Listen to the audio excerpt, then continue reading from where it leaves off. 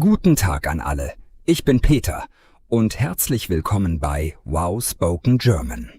Adele, ich muss dir heute unbedingt von meinem gestrigen Abend erzählen. Es war ein echter Meilenstein in meinem Leben. Ich habe zum allerersten Mal Essen online bestellt und es war ein wirklich tolles Erlebnis. Willkommen zurück bei Wow Spoken German, liebe Zuhörer. Schön, dass ihr wieder dabei seid. Peter, ich kann es kaum glauben. Du hast noch nie Essen online bestellt, das ist ja wirklich erstaunlich. Fast jeder, den ich kenne, macht das schon seit Jahren. Erzähl mir bitte alles, ich bin sehr gespannt. Ja, ich weiß.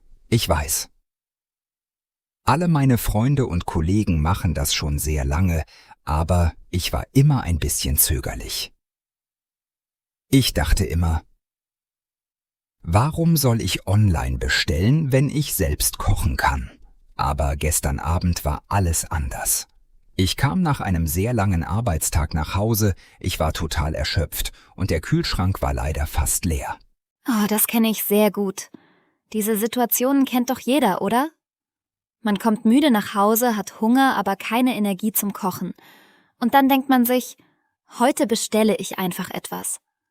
Und welche App hast du dann benutzt, Peter? Es gibt ja so viele verschiedene Möglichkeiten heutzutage. Mein Kollege Thomas hat mir schon vor Wochen eine App namens Lieferando empfohlen. Er schwört auf diese App und sagt, das ist die beliebteste Lieferservice-App in Deutschland. Also habe ich gestern endlich seinen Rat befolgt.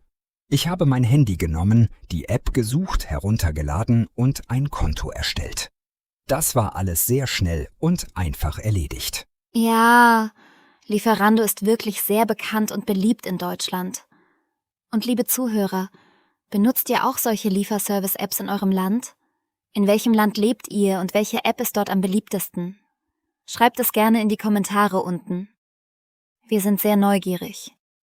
Peter, und was hast du dann in der App gesehen? Die App hat mich nach meinem Standort gefragt. Ich habe meinen Standort erlaubt und sofort hat die App meine aktuelle Adresse erkannt. Dann erschien vor mir eine riesige, bunte Liste von Restaurants in meiner Nähe. Ich war wirklich überrascht. Ich lebe in einem kleinen Viertel in München und trotzdem gab es so viele Optionen. Italienisch, Chinesisch, Indisch, Japanisch, Türkisch, Griechisch. Es war überwältigend. Das ist wirklich der erste Schock beim Online-Bestellen. Die Auswahl ist so groß, dass man manchmal gar nicht weiß, wo man anfangen soll. Ich erinnere mich noch gut an meine erste Bestellung. Ich habe fast eine ganze Stunde damit verbracht, die Menüs durchzublättern, bevor ich mich entschieden habe. Was wolltest du essen, Peter? Zum Glück wusste ich schon, was ich wollte. Pizza. Pizza ist doch immer eine sichere und leckere Wahl, oder? Ich habe in das Suchfeld einfach Pizza eingetippt und sofort hat die App nur die Pizzerien in meiner Nähe angezeigt. Das hat die Auswahl schon viel kleiner gemacht. Dann habe ich die Bewertungen angeschaut und ein Restaurant mit 4,5 Sternen bei über 300 Bewertungen gefunden. Es heißt La Bella Italia. Sehr klug. Die Bewertungen und die Anzahl der Kommentare sind wirklich sehr wichtig, wenn man ein neues Restaurant ausprobieren möchte. Viele Bewertungen bedeuten, dass viele Menschen dort bestellt haben.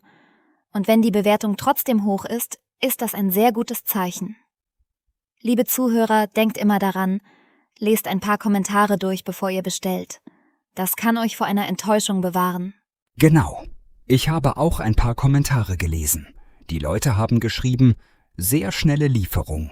Essen kommt noch warm an und Portionen sind großzügig. Das hat mich wirklich überzeugt. Also habe ich auf das Restaurant geklickt und das Menü geöffnet.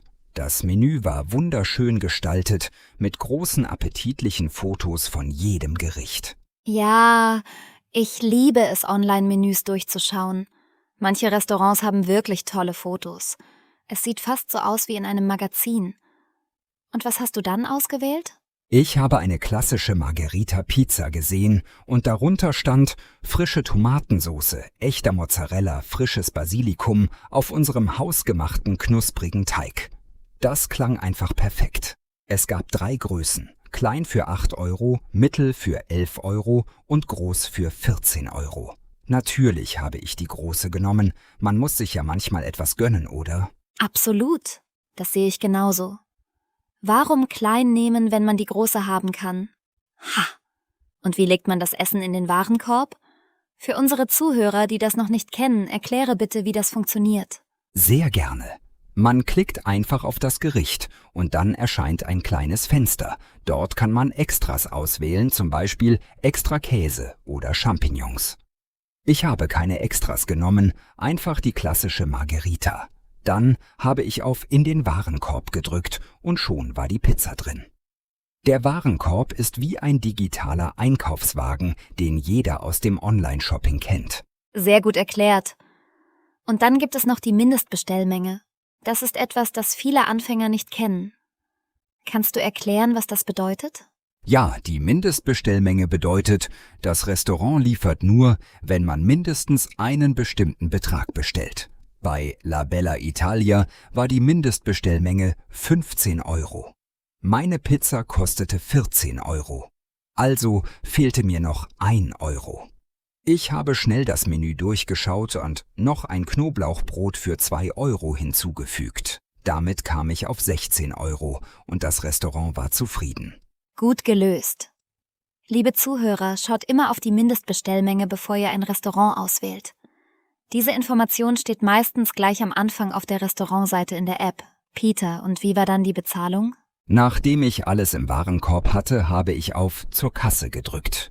Ich musste meine Lieferadresse eingeben, Rosenstraße 14. Die App hat mir sogar automatisch Vorschläge gemacht, als ich die ersten Buchstaben eingetippt habe. Das war sehr praktisch. Dann kam die Auswahl der Zahlungsmethode. Man kann mit Kreditkarte, PayPal oder auch bar bei der Lieferung bezahlen. Ich habe PayPal gewählt, weil ich das am sichersten finde. Und liebe Zuhörer, welche Zahlungsmethode bevorzugt ihr beim Online-Shopping? Bezahlt ihr lieber mit Karte, PayPal oder doch lieber bar? Schreibt es unten in die Kommentare. Und Peter, hast du dann gleich auf Bestellen gedrückt? Nicht sofort. Vorher habe ich noch einmal alles überprüft. Das ist wirklich sehr wichtig. Ich habe die Bestellliste noch einmal gelesen. Eine große Margherita-Pizza, ein Knoblauchbrot, Lieferadresse, Rosenstraße 14, Zahlung über PayPal, Gesamtpreis 18 € inklusive 2 € Liefergebühr. Alles war korrekt. Erst dann habe ich auf Jetzt bestellen gedrückt. Perfekt. Das Überprüfen vor der Bestellung ist wirklich sehr wichtig. Man stelle sich vor, das Essen wird an die falsche Adresse geliefert. Das wäre sehr ärgerlich. Liebe Zuhörer, immer alles zweimal lesen, bevor man bestellt. Und was passierte dann nach dem Klick, Peter? Sofort erschien eine Bestätigungsseite mit meiner Bestellnummer, allen bestellten Artikeln, dem Gesamtpreis und der wichtigsten Information.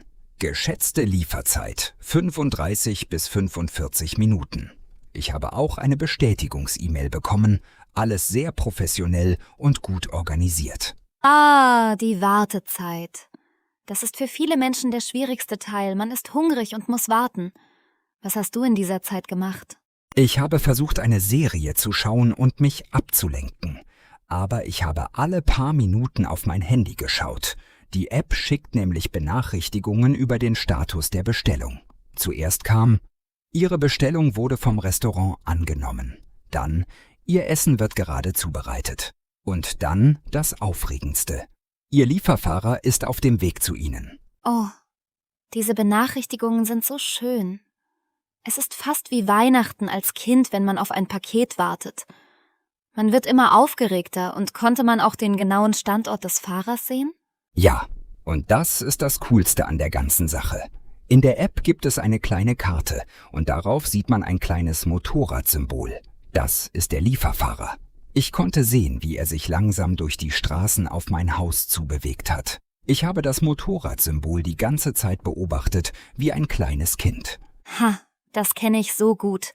Wenn das Symbol nah genug ist, stehe ich schon an der Haustür und warte. Es ist wirklich eine sehr lustige Erfahrung. Und liebe Zuhörer, habt ihr das auch schon gemacht? Habt ihr den Lieferfahrer auf der Karte verfolgt? Schreibt uns eure Erfahrungen in die Kommentare. Genau nach 42 Minuten hat es an meiner Haustür geklingelt. Der Fahrer war sehr freundlich. Er hat gesagt: Guten Abend, ich bringe Ihre Bestellung von La Bella Italia. Ich habe geantwortet: Vielen Dank, das ging wirklich schnell. Er hat gelächelt und gesagt, sehr gerne, einen schönen Abend noch. Und dann war ich mit meinem Essen allein. Das klingt wunderbar. Und jetzt die wichtigste Frage des Abends. Wie war das Essen, Peter? Adele, das Essen war hervorragend. Die Pizza war noch schön warm, der Rand war knusprig, der Belag war großzügig und der Käse war perfekt geschmolzen. Das Knoblauchbrot war auch sehr lecker. Ich war 100%ig zufrieden und habe dem Restaurant sofort 5 Sterne in der App gegeben. Toll! Und das ist sehr wichtig. Wenn das Essen gut war, bitte immer eine Bewertung hinterlassen. Das hilft dem Restaurant sehr und hilft auch anderen Kunden bei ihrer Entscheidung. Positive Bewertungen motivieren die Restaurants, weiterhin gute Arbeit zu leisten. Absolut. Und liebe Zuhörer, lasst uns kurz die wichtigsten deutschen Wörter von heute wiederholen. Das hilft euch, euren Wortschatz zu erweitern. Der Warenkorb ist der digitale Einkaufswagen. Die Mindestbestellmenge ist der Mindestbetrag für die Lieferung. Die Liefergebühr ist das Extrageld für die Lieferung. Die Lieferzeit ist die Wartezeit, bis das Essen kommt. Sehr gut. Noch mehr Wörter. Die Bewertung ist der Kommentar nach der Bestellung. Der Lieferfahrer ist die Person, die das Essen bringt. Die Bestellbestätigung ist die Nachricht nach der Bestellung. Und die Benachrichtigung ist die Statusmeldung auf dem Handy. Versucht diese Wörter beim nächsten Gespräch zu benutzen. Und noch ein toller Tipp für alle Deutschlernenden. Wenn ihr eine Lieferservice-App benutzt, stellt die Sprache der App auf Deutsch. So lernt ihr neue Wörter ganz automatisch im Alltag, ohne extra lernen zu müssen. Das ist Deutschlernen auf die smarte Art. Was für ein wunderbarer Tipp, das ist wirklich sehr clever. Und habt ihr heute etwas Neues gelernt, liebe Zuhörer? Schreibt ein Ja in die Kommentare oder schreibt uns, welches neue Wort ihr heute gelernt habt. Wir lesen wirklich alle Kommentare und freuen uns sehr über eure Nachrichten. Wenn ihr möchtet, dass wir ein anderes Alltagsthema besprechen, schreibt es uns ebenfalls in die Kommentare. Wir wählen viele unserer Themen nach euren Wünschen aus, denn wir möchten Inhalte machen, die euch wirklich helfen und interessieren. Vergesst auch nicht, den Kanal zu abonnieren und die Benachrichtigungsglocke zu aktivieren. So verpasst ihr keine einzige neue Folge von Wow Spoken German. Wir freuen uns sehr, euch jede Woche neue und interessante Themen zu bringen. Es war heute wieder wunderbar mit euch. Wir hoffen, ihr habt heute viel gelernt und Spaß gehabt. Bleibt neugierig, bleibt motiviert und denkt daran. Jeder Tag ist eine neue Chance, besser zu werden. Ich bin Peter. Und ich bin Adele. Vielen Dank fürs Zuhören und bis zum nächsten Mal bei Wow Spoken German. Tschüss und auf Wiedersehen.